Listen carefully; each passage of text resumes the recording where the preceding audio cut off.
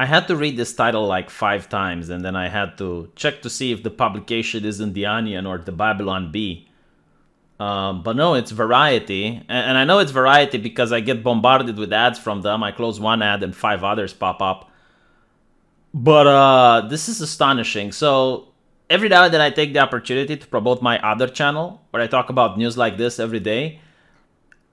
But I just couldn't wait. Like, I wanted to dig into this article because it is the most bizarre thing that I have ever seen. So during a time when the top 20 most sold comics in the United States are all manga, you would think that at least upcoming comic book writers would look at what makes manga great and try to copy that. Like, that would make sense. But no, instead they're giving more of the same.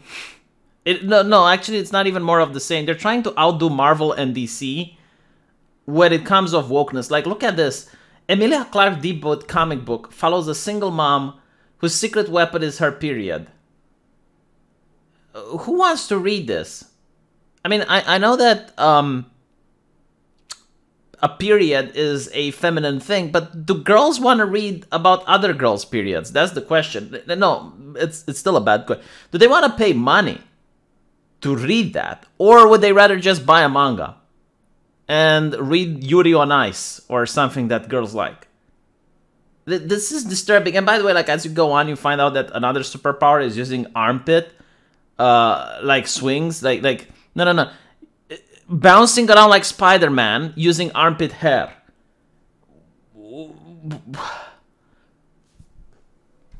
An interesting strategy, let's say like that. So let's dig into the article because this is very interesting. As a kid in London, Emilia Clarke got a distinct vibe from her local comic book shop. No girls allowed. Yes, because when I was a nerd in high school, me and my other nerdy friends were surrounded by women. Like, we just couldn't keep women away from us. Like, we had to hold them at an arm's length because they would just like surround us because we were so nerdy and it was so desirable to be a nerd that we had the privilege of having boys-only spaces. And that was the Holy Comic Book Store. In the Holy Comic Book Store, it was the only place where we could go in where women weren't allowed, right? Is that the same vibe that you and I got? Or was it that being a nerd back then, it was considered to be immature? It's like, when are you going to grow up? When are you going to stop reading comic books? When are you going to stop playing video games? That's things that kids do. When are you going to mature and grow up? It was this obsession of growing up when I was a teenager. And if you are viewed as partaking into geeky activities, you would get bullied. Like, I had my R2-D2 toy being flushed down the toilet. So this wasn't like a bullying that was like, no girls allowed. No one was allowed. Okay, like, people who really enjoyed the hobby, people who really enjoyed comic books, had to do their best to suffer through the bullying. Despite the fact that we were getting bullied, we liked comic books, so that's why we did it.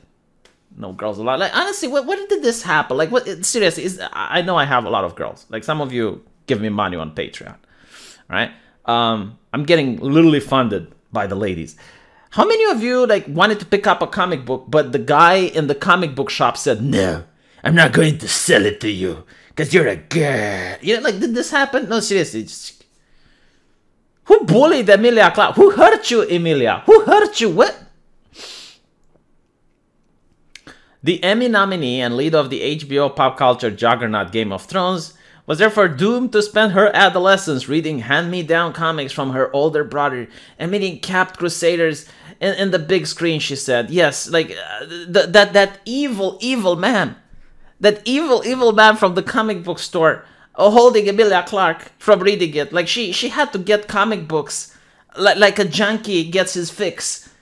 You know, behind the corner in a dark alley. It's like meeting the guy in the trench coat. It's like, you want to buy some comic books, Emilia?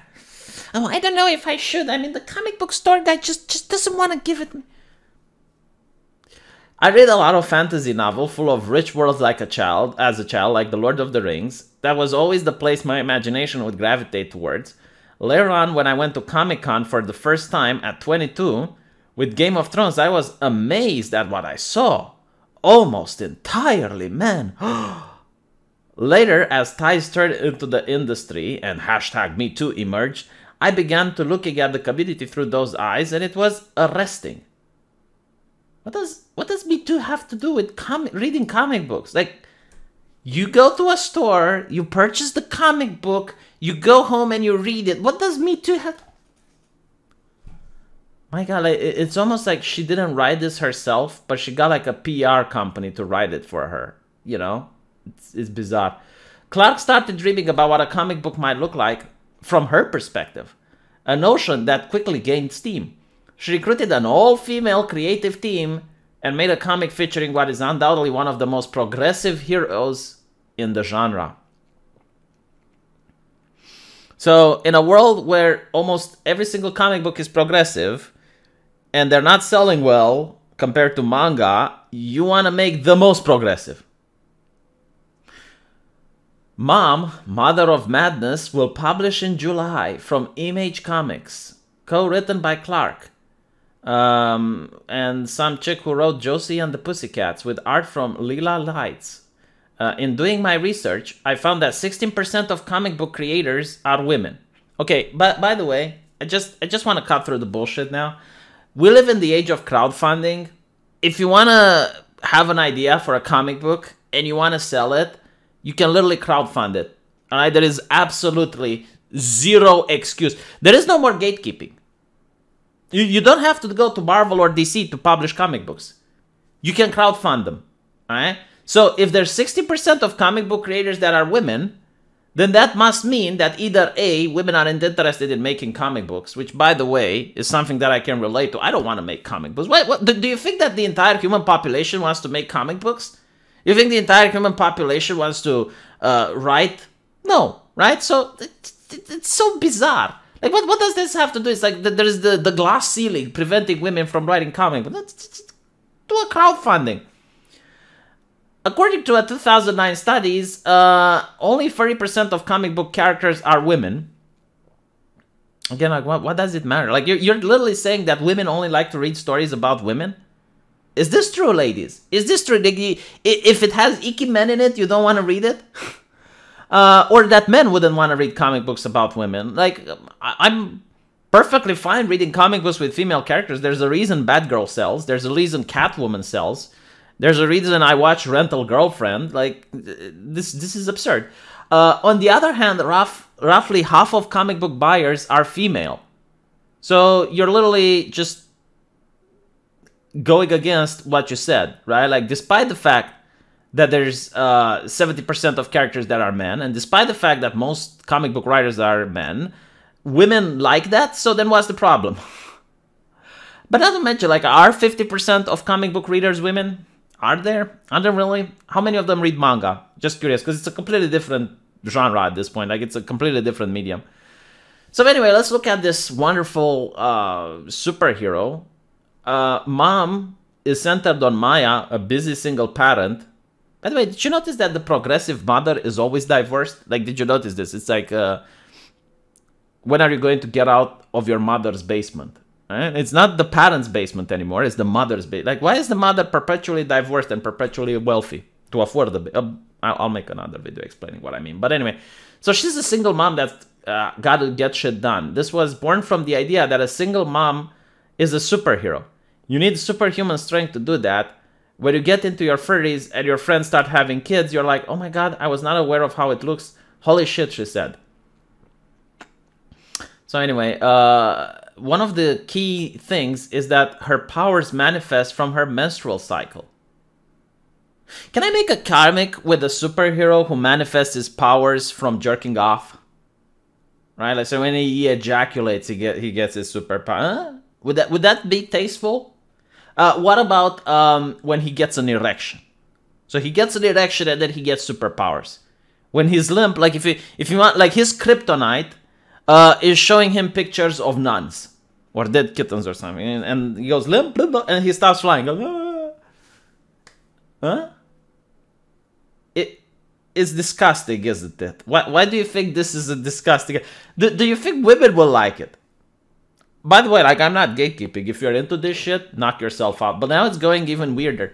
The bloating, the hair growth, the mood swings, the acne. We hate that when it happens, speaking for myself and everyone I've ever met who has the period. What if we turned that around and made the period something that we can feel as this unique, crazy, superhuman thing that happens in our body?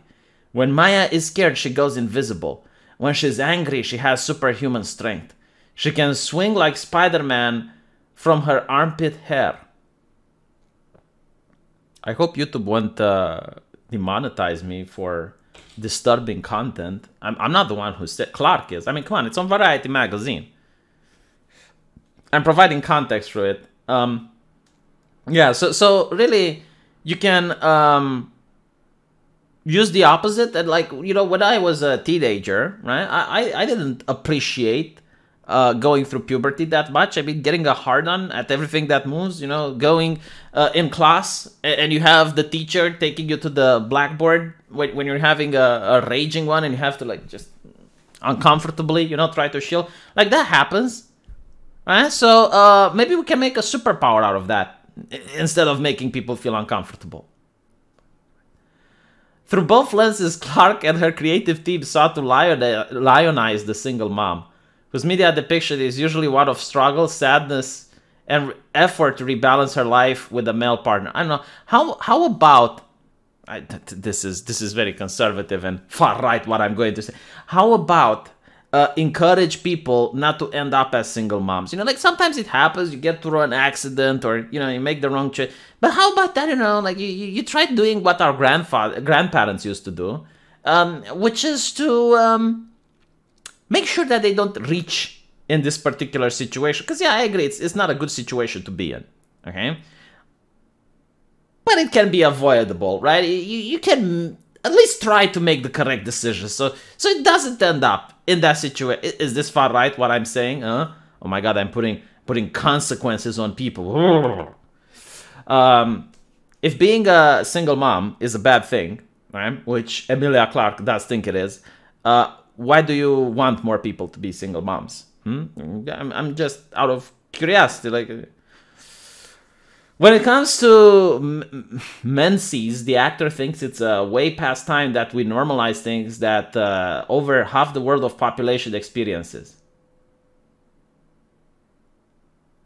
My brain, I almost got an aneurysm. So, when is it that people don't think having a period is a normal thing? Like, what?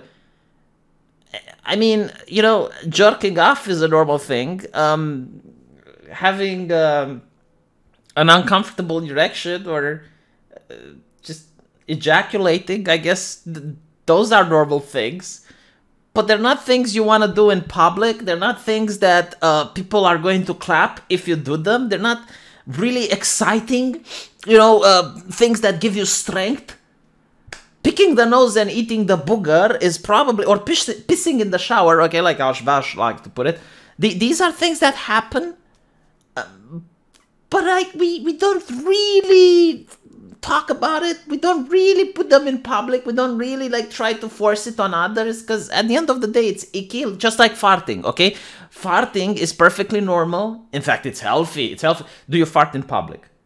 So why would you give a superhero the power of farts? You know, like Superman uses lasers from his eyes. Nappa shoots laser from his mouth. Do you think a superhero that shoots laser from his anus would be something that kids would like to read?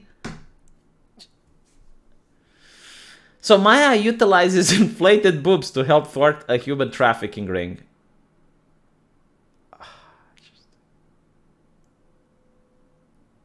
I guess at least she's going to have the biggest breast size in comic books now, because Marvel and DC has been attacked by the titty cancer. No superhero has more than B-sized breasts now.